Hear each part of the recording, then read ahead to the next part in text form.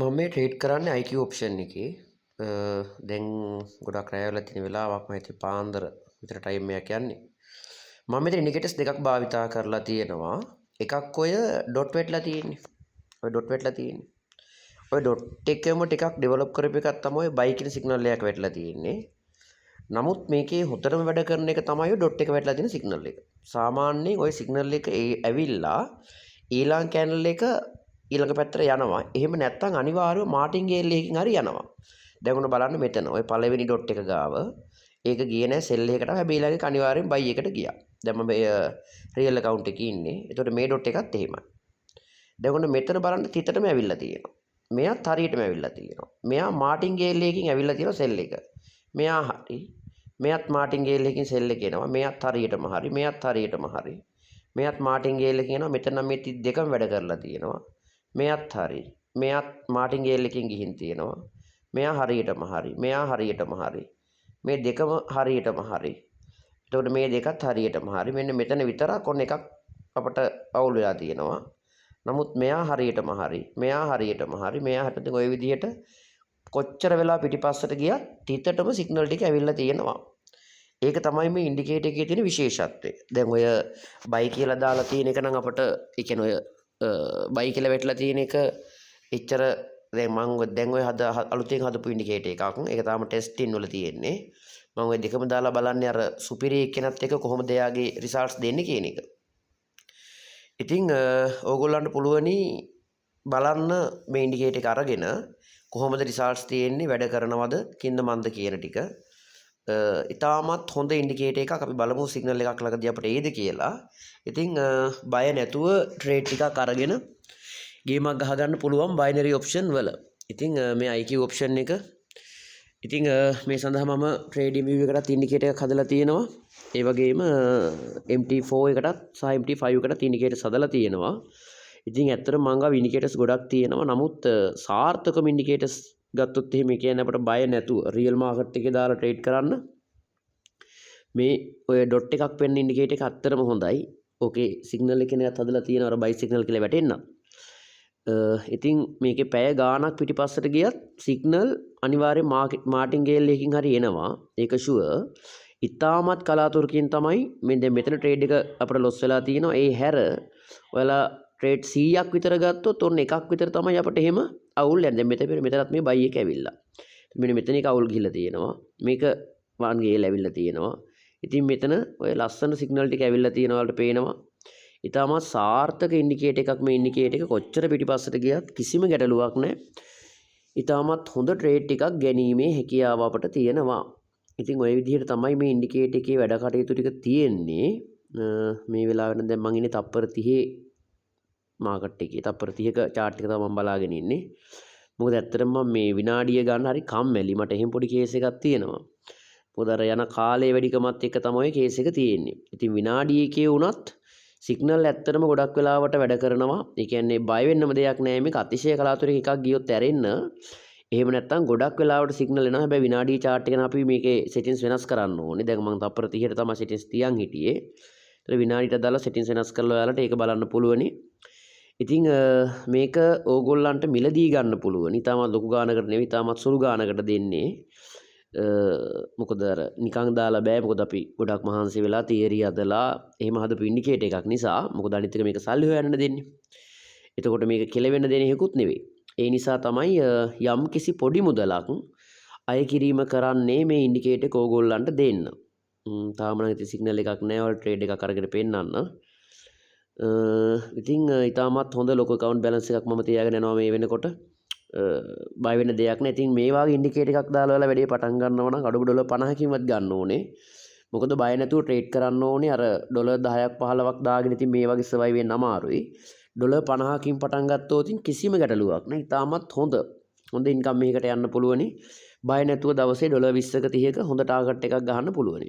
අපි බලමු තව තප්පර කීපයක් ඉඳලා අපට ට්‍රේඩ් එකක් ගන්න chance එක ලැබෙයිද කියලා. දැන් ලොකු වෙලාවකට ට්‍රේඩ් එකක් ඇවිල්ලා නැහැ.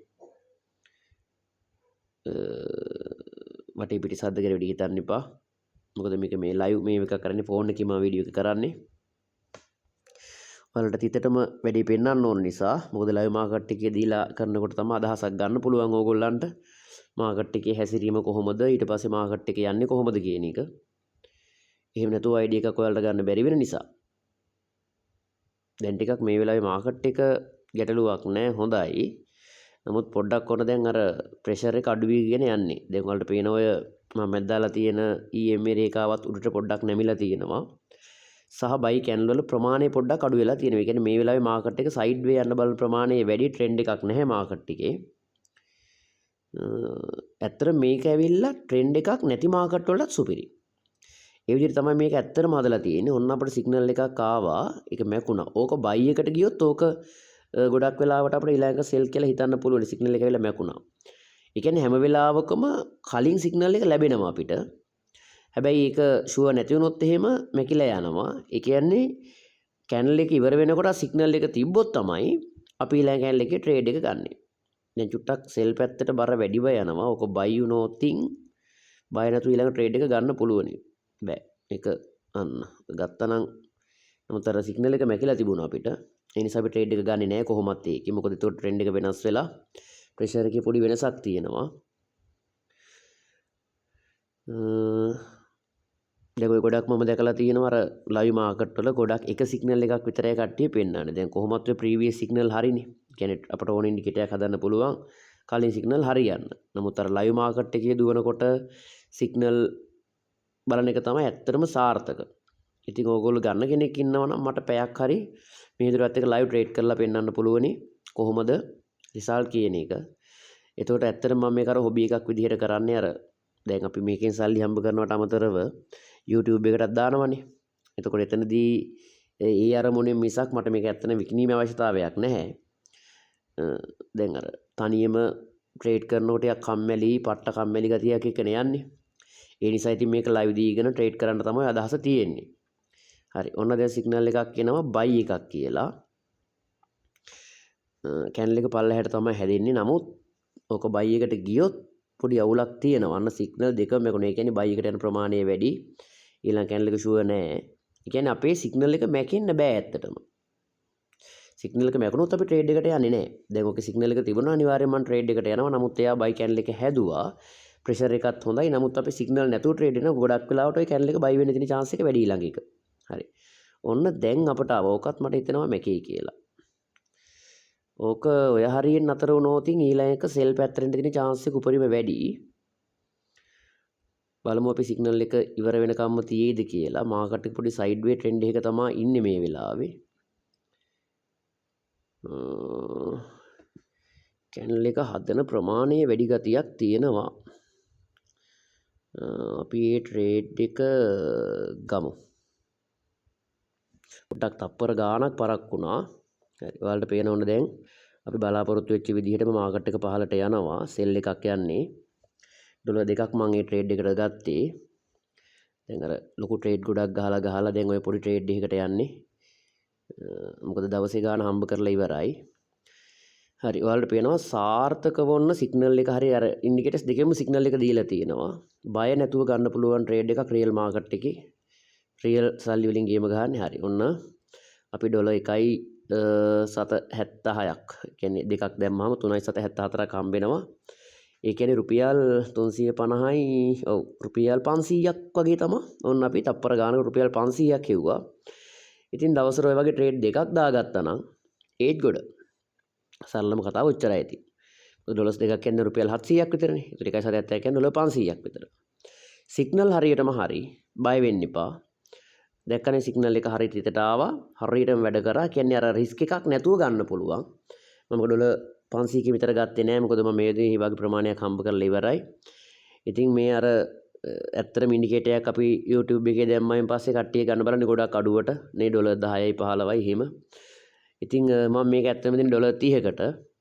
ලොකු ගණන් වලට නෙවෙයි ඩොලර් 30කට දෙන්නේ. ඒ හේතුව මේක දෙන්නේ සල්ලි හම්බ කරන්න නිසා. වෙන හේතුවක් නිසා නෙවෙයි. මට මේකෙන් හම්බ කරන්න අවශ්‍යතාවයක් නෑ. ඕගොල්ලන්ට බලන්න පුළුවනි කිසි ගැටලුවක් නැතුව කොහොමද සිද්ධිය වෙන්නේ කියන එක. දැන් ඔයාලට මේක ගන්න කලින් රික්වෙස්ට් එකක් දෙනවා මගෙත් එක පැයක් ලයිව් ට්‍රේඩ් කරන්න ඕන කියලා කිසි ප්‍රශ්නයක් නැහැ. Zoom link එක දෙන්නම්. Zoom එක හරහා හරි නැත්නම් YouTube live එකක් දෙන්න පුළුවනි.